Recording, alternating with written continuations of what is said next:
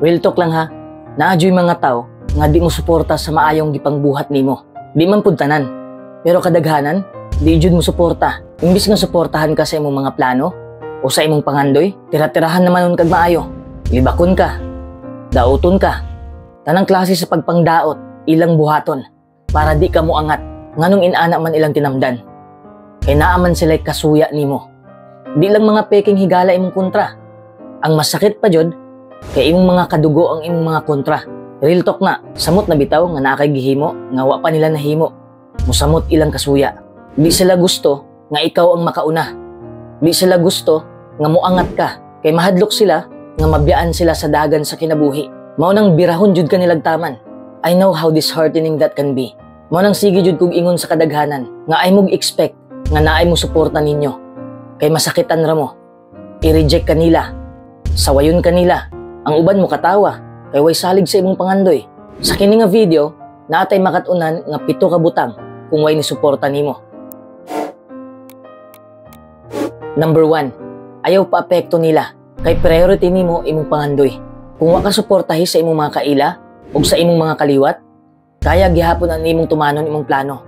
Kay ang mosuporta nimo katong mga tawo nga wa nimo mailhi. Tinuod na, mao nang pag-focus gihapon sa imong pangandoy. Convince yourself that you deserve something just for you. Dili rason nga mo give up ka kay way nagpaluyo nimo. Magmahay ka sa ulahi kung nganong ni-give up ka. Dapat naa kay passion. Because when you have a passion, nothing will stop you. You will eliminate every obstacle and you will always find a way to do this thing. Even if they don't like your idea, even if they think it's stupid or too risky, you can have your dream if you want to. Number 2, bisag way nagpaluyo nimo, padayon lang gihapon. Kay mubo ra kayo ang kinabuhi.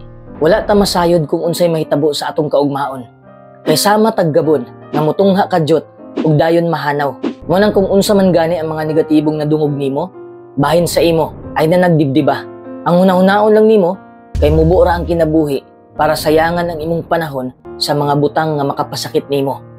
But rather, you embrace emotions such as gratitude and kindness. Una-una ra gud, what if ugma wala na ka? Pwedeng matinood na o pwedeng dili. Wa ti ka gihadlok, pero maunay ka matuoran. So do something you have never done before. Go out of your comfort zone. Do something exciting. Life is too short, so give it all you got. Number 3, di sila mo suporta nimo kay di ka nila masabtan. Namanggoy uban nga nabag-uhan sa imo. Nakuratan sila kung nganong determinado na kay kakaron. Nabag-uhan sila kay di na ka musabay sa ila. Mo nang ignon kanila nga others na kay ka. Sila na dayon ang mubabag nimo. Kay medyo masuko naman sila, di na kanila tagdon. Pero pasag din na lang. Kay di man nato makontrol ang pagbati sa tao. Inaana jud ang mahitabo, basta mangandoy ka. Kung focus lang jud ka sa imong tumong, way mga tao nga makabunlot nimo. Ag tuguti nga maguba imong pangandoy tungod lang sa ilang gipangsulti. Bisag di kanila masabtan, padayon lang. Ay hara kanila masabtan kung matuman na nimo imong pangandoy.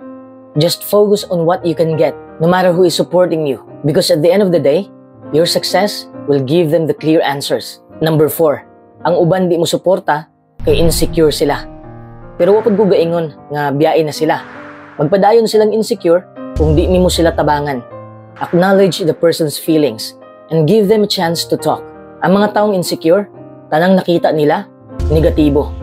Pati pagtanaw sa ilang kaugalingon, negatibo. Mo nang kinahanglan sila mutabang sa ila. Kung wa ka nila suportahi, ikaw nalay suporta nila emotionally. Encourage them to build their confidence.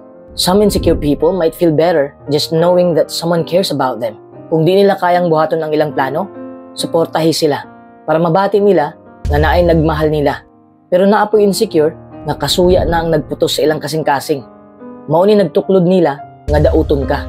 Mao ni klase sa mga tao nga angay layuan. Number 5, ayaw pa apekto nila. Babagman sila sa imong kinabuhi, pero timan nga makaya ni nimo. Naadyoy mga panahon nga magduaduha ta. Di man gud nato matag-an ang umaabot. Mas mosamot atong pagduaduha kung naay sige gyaw-yaw sa atong likod nga makapasakit sa tuwa. Sa giingon ako ganina, ayaw dibdiba.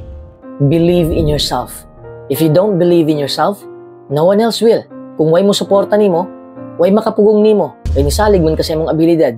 Number 6, kaya ni nimo, bahala ga inusara ka. Natural na sa ato nga manginahanglan tag katambayayong sa atong kinabuhi. Pero what if, wa jud bisag isa? Di na ba ta mulihok? Siyempre mulihok gyapon. Daghan kay tawo nga nilambo, bisag gainusara ra sila. Kung kaya nila, makaya pud na nimo.